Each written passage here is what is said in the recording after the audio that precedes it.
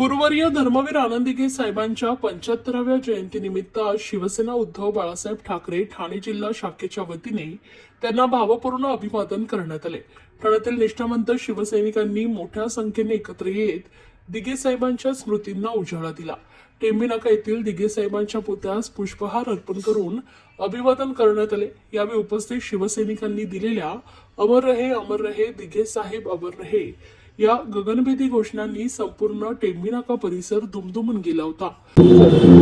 मला वाटतं ठाणे जिल्ह्याचं दैवत धर्मवीर आनंदिगे साहेब यांची आज या ठिकाणी जयंती आहे आणि तुम्हाला माहिती असेल ठाणेकर असतील किंवा आमच्यासारखे सर्व सामान्य शिवसैनिक असतील, एक दिवस पण असा जात नाही की दिगे साहेबांची आठवण झाली नाही आणि कुठलंही कार्य असेल तरी त्यांचा आशीर्वाद घेण्यासाठी या ठिकाणी आम्ही येत असतो, नतमस्तक होत असतो आणि त्यांच्या आशीर्वादांच्यामुळे आज आमच्यासारखा सामान्य कार्यकर्ता इथपर्यंत येऊन पोहोचलेला आहे। आज दिगे साहेबांना 75 वर्ष लागलेलं आहे। त्यानंतर आपलं देशाचं जे दैवत आहे हिंदू हृदय सम्राट शिवसेना प्रमुख बाळासाहेब ठाकरे हे सुद्धा 100व्या वर्षात पदार्पण त्या ठिकाणी करत आहेत आणि ते संपूर्ण वर्ष जे आहे ते त्या पद्धतीने मला वाटतं वर्षभर त्यानिमित्त कार्यक्रम चालणार आहेत आणि त्यांचा आदर्श घेऊनच या ठिकाणी आम्ही लोक सर्व पुढे चाललेलो आहेत आणि त्यांचा आशीर्वाद आहे। खऱ्या अर्थाने ठाण्याची ओळख शिवसेनेची ओळख घेऊन येणारे आनंद दिगे यांनी पुढे मोठा वारसा जो शिवसेनेचा आठवला। मला वाटतं मी पहिल्यांदाच सांगितलं की हिंदू हृदय सम्राट शिवसेना प्रमुख बाळासाहेब ठाकरे यांचं असलेलं ठाण्यावरती प्रेम आणि त्याचप्रमाणे आमचे गुरुवर्य धर्मवीर आनंदिगे साहेब यांनी या ठाणे जिल्ह्यात केलेलं सर्वसामान्य कार्यकर्त्याला जे काही हे केलं होतं आणि ठाण्याच्या विकासामध्ये या दोन महापुरुषांचा या ठिकाणी मोठा सहभाग आहे आणि त्यामुळे ठाणेकर हे कधीच विसरू शकत नाही आणि हे शेवटी हे दोन्ही दैवत आहेत आणि या दोन्ही दैवतांच्यामुळे आमच्यासारखे सामान्य कार्यकर्ते इथपर्यंत येऊन पोहोचलेले आहेत। तर आनंदिगेंचं वचक होतं ठाण्यावरती, पाहिलं तर आता त्या पद्धतीचं वचक राहिलं नाही। मला वाटतं दिगे साहेबांचं वचक आहे, अजूनही गेलेलं नाही, परंतु काही मंडळी त्याचा जर चुकीचा वापर करत असतील तर मला वाटतं परमेश्वर त्यांना बुद्धी देव। ओके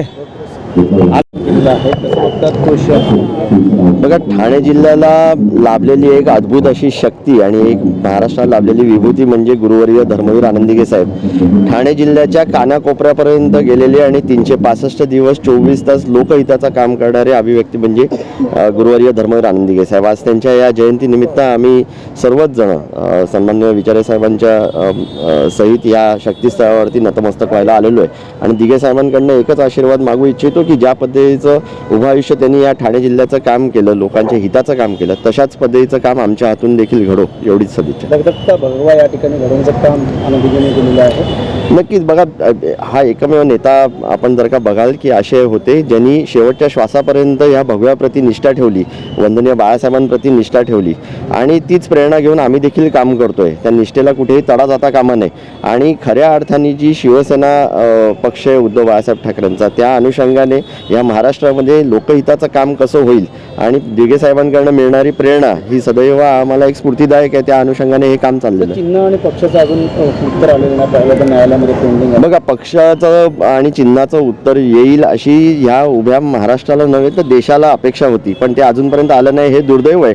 पण अपेक्षा करतो की पुढे देखील येईल, पण जरी ते आत्तापर्यंत आलं नसलं तरी लोकांनी भरभरून आशीर्वाद दिलेला आहे। आपण सगळीकडे बघितलं असेल की लोकांनी चांगल्या पद्धतीचा पाठिंबा या पक्षाला आणि या पक्षाच्या उमेदवारांना दिलेला आहे। लोकांना देखील विश्वास आहे की एक चांगल्या पद्धतीचं पुढे येणारं राजकारण घडेल। ज्या पद्धतीचं राजकारण सध्या चाललंय ते कुठेतरी बाजूला सारून एक चांगलं राजकारण घडेल आणि महाराष्ट्राला एक चांगली दिशा या निमित्ताने मिळेल।